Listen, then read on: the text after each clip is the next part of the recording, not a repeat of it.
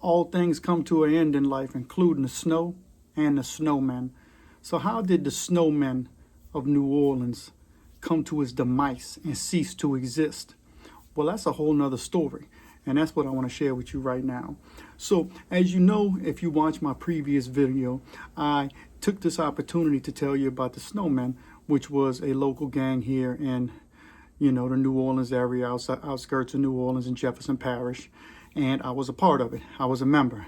I was actually, it was an equal gang, the Snowmen. It wasn't like no hierarchy in it. Everybody was equal. You had other people who put in more dirt than others, so they were, they were more of what you would consider the main members, or the ones who might have called the shots. And I definitely would have been one of those individuals. Not the only one, but one of them. And so this is what happened. This is how the end of the Snowmen came. So there was a long time ago, and we're going around 1995, 1994, probably 1994. We was at a parade route, and we were hanging with some other people, and we wound up getting in a fight during Mardi Gras time at a parade. And it was at this parade where I forgot who the people were we were fighting, because I'm going back. I'm 17 or 18 years old when this happens. And so we're at the corner. There used to be a popular place in Jefferson Parish and Metairie where everybody would hang out during a parade route, and so it's like-minded group of people that know each other, that hang together. And so if a different group of people makes cross of that path, then usually fights break out. So there was this corner store where everybody used to be at on Bonneville and Vets in New Orleans. And so they had, I don't know who it was, I really can't remember now. Some other people, if they were here to give me the information, they could share who was there that day, when this big fight kicked off. But I know I threw the first punch in the fight. I was the one who threw the first punch. And there was 60, 70 people. It was a lot of people fighting. And I remember the dude was talking stuff, and they were about their business. But I remember saying, man, you messing with the Snowmen. And I looked next to me, and I had a couple other dudes who I knew who were in another gang called the Metairie Bloods. And when I say you messing with the Snowmen, and then I looked at a couple of these dudes who I knew that was actually in a different gang called the Metairie Bloods. I said in the Metairie Bloods or the Bloods or something like that. And then bang, I hit the dude. Next thing you know, my boy, who he's dead now, who after I hit the dude, he jumped on. Boom, boom, boom, boom, boom, boom. Everybody started scrapping and fighting. Needless to say, I got out of there. Everybody got out of there. Probably about, I don't know, maybe 10 people got arrested out of all of it, because the cops still caught some people. And anyway, so this is when the gang, the Snowmen from Jefferson Parish, got cool with the Metairie Bloods. And we started chilling together, getting together. We started having these little meetings together. And that's when the Snowmen actually came into one unit with the Bloods. And so it just went from being the Metairie Bloods to the Snowmen, just to the Bloods. And so that's what I was talking about on my other video. Yeah.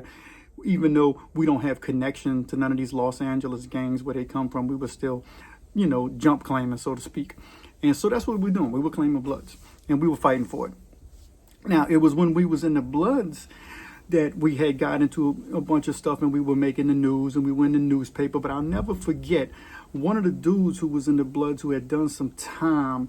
Somehow or another, his full name got put out there, and he received a letter. And he received a letter first that somebody, I'm gonna tell you about it, bear with me, a letter from somebody, and then a collect call from a dude from prison who somehow got his number. Now, you got to keep in mind, we 18, 19 years old. Our oldest person is at this time around 20, 21. You know what I mean? Our youngest member's around 15, 16. That's just the age group of the people we had. So he receives his phone call, and this is, like I said, that's how the Snowmen actually ended, is when they joined, just came to one organization with the Metairie Bloods, and that was just the Bloods. And a lot of dudes who was in the Snowmen with me, they didn't like that I was doing that. They were actually against it. They wanted to keep it the Snowmen. And in retrospect, we should have just done that. But it was all good, because these were still our partners too, and it was the best way that we can make one big group of people. And it got really big, honestly, too big, because we started they started having all kind of people in that should have never even been in. And so this dude calls another dude I know, and I ain't really saying no names, but he calls him from the federal prisons, and he said, look, I seen y'all, man, we privy to y'all, and y'all fighting for the wrong thing. Y'all gonna wind up in the feds. And he said, if y'all wind up in the feds, y'all a bunch of white dudes, y'all not gonna be claiming no Bloods. Y'all gonna have to be down with the whites. You know what I mean? And not claiming no no black gang. And, you know, he was using derogatory terms and all that. And me, you know, we was cool black people too. So we had them with our crew. And so he was saying this. And so I was honestly thinking about it too, because I knew our end result was going to be there. And even before then, I had already read books about the pen. You know what I mean? And we had most everybody done been to juvie, and some people had already been hit to some local state jails. You know what I mean? And parishes, whatever. And so there was that, right? And you know, the dude from the feds who called obviously must have been, I guess, with the AB or one of them. You know, that's who I assumed it was. You know what I mean? Or he was underneath one of those umbrella organizations saying, when we get there, we're gonna have to ride with them. You know, very few people I know who I come up with went to the feds. Some of them did, but most people stayed with state. And that stuff just doesn't really happen in the state of Louisiana. You know, it's more lone wolf, you handle your business and you do your thing. But the whole story of this video is to how the Snowman crew actually came to an end. And that was how we came to an end, because we merged with the Bloods and became one street gang. I know, it sounds crazy, even silly to some people. They're laughing at it, but it wasn't silly to us then. And a lot of us, and some people are still doing life sentences on it, and some are dead. So we didn't think it was too funny then. Of course, looking back at it, I realized how foolish it was. But we were serious, you know. We lived that life, you know. We were handling business, but it was just dumb, you know what I mean? And so, because of the snow in Louisiana and the snow in New Orleans, I'm now telling you about the Snowman crew that I was a part of, SMC. That's right. We even had our little gang sign. That was the gang sign, right? So I'm making you privy to that's a snowflake. That was our silly thing, right? You could say we were teenagers, right? It is what it is.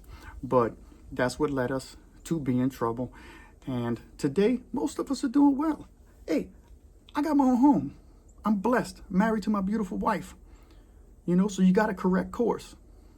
But here in the South, it's just different in Louisiana. I just want to share some of those stories because we're doing some stuff. I mean, things happened here in these streets in the 90s, in the 80s, you know, and even in the 2000s, which a lot of the beginning of that, I was gone anyway. I was up the road, you know, but you can change your life and live a better life. And that's what I hope you're getting from this.